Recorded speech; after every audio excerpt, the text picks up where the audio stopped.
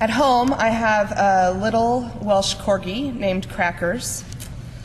She is 3.5 years old, and my mom got her when she was just a pup, and then my mom gave her to me when she was about 2.5, so I've had her just a little over a year. And like most corgis I have known in my life, she's quite intense and in charge, or at least so she thinks. I've been working on training her, starting with simple things like coming when I call and going into her crate when I tell her to go to bed, sitting, laying down, rolling over, those sort of kind of standard things.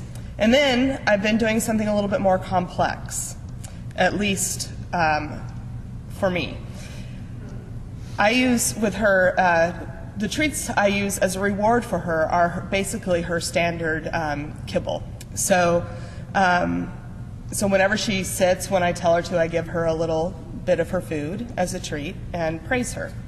So lately, when I feed her, I've been putting her food in the bowl and then putting the bowl down and making her sit and stay until I tell her she can eat.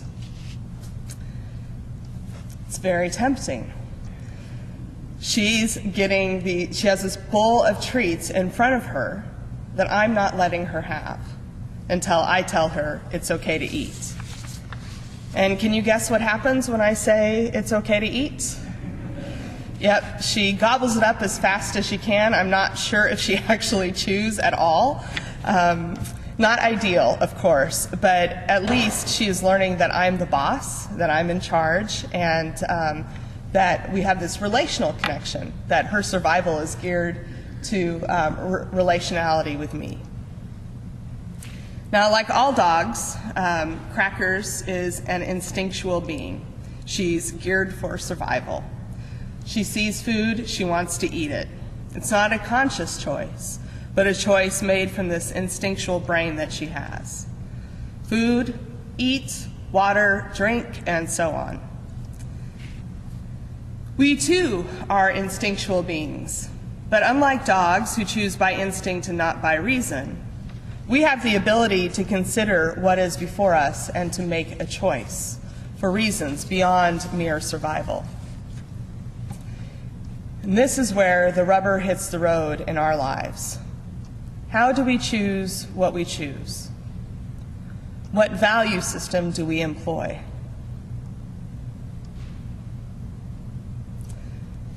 Jesus' temptation in the desert that we just heard from the Gospel of Luke launches us into the season of Lent, a time of self-examination, self-denial, spiritual practice, and, as our prayer book says, almsgiving. Jesus is presented with 3 different temptations, all of which are temptations of power on some level. Power is also something we are prone to seek when we live in the illusion that control and survival is up to us. Jesus was tempted to turn the stones to bread, and he denies the temptation, not because he isn't hungry, but because he's keeping his focus on what is life-giving, and that is the Word of God. He is tempted to receive power and authority and glory over all the nations of the world. Now, what could be more appealing to a soul in search of power and security than all the wealth in the world? He denies this temptation, saying the only acceptable worship is worship of God. And then he is tempted to test God, to test the Word of God written in the Psalms. And if you remember, it's a most literal testing of this passage. And he says no, he's not going to put God to the test with a literal interpretation of what the psalmist has written as a faithful prayer. There's a theme here. The antidote to the temptations that Jesus is faced with is a continual turning back to God, a continual faith and trust in God. That's the bottom line. God provides the sustenance. God only is worthy of our worship. And in so doing, all the power and glory and wealth of the world means nothing. and God is trustworthy. Don't waste your time putting God to the test. Trust and faith. Trust in God's faithfulness to Jesus, and likewise, we trust in God's faithfulness to us.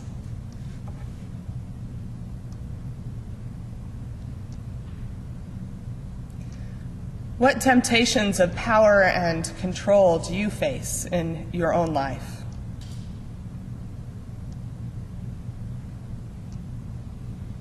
How do we fill ourselves with that which is not sustaining to our spiritual lives?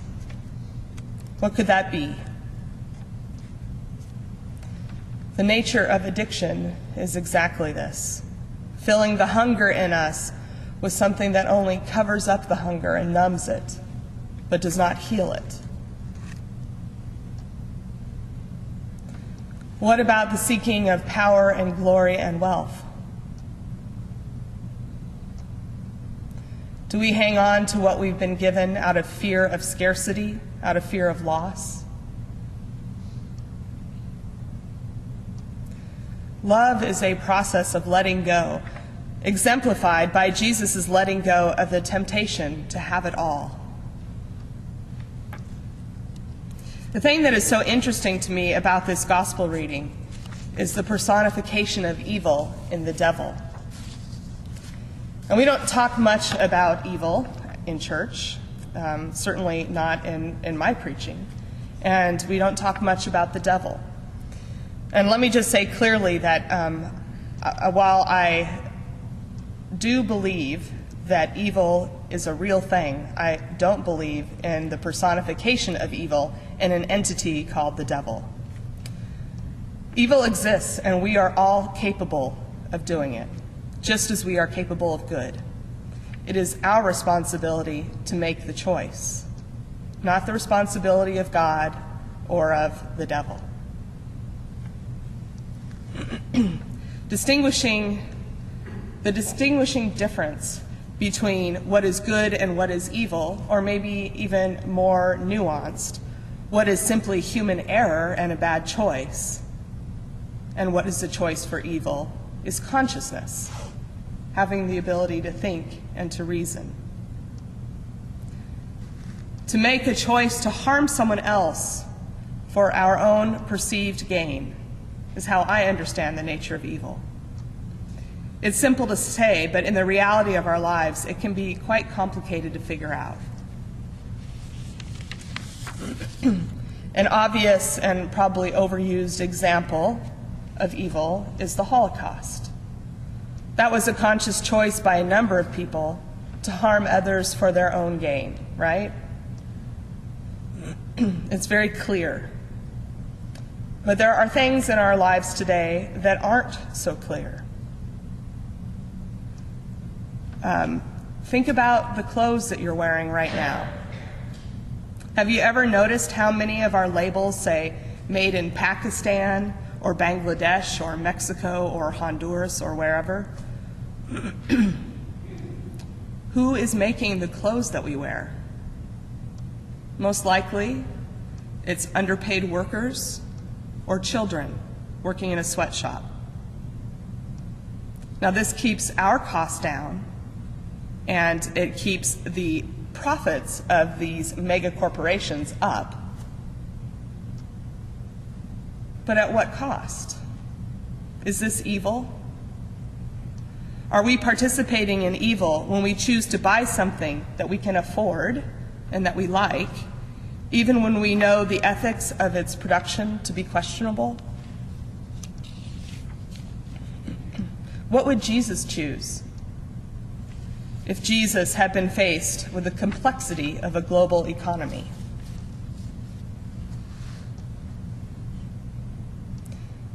I don't have any answers to this, but I do believe this question of our participation in evil is so important to consider and to examine in ourselves.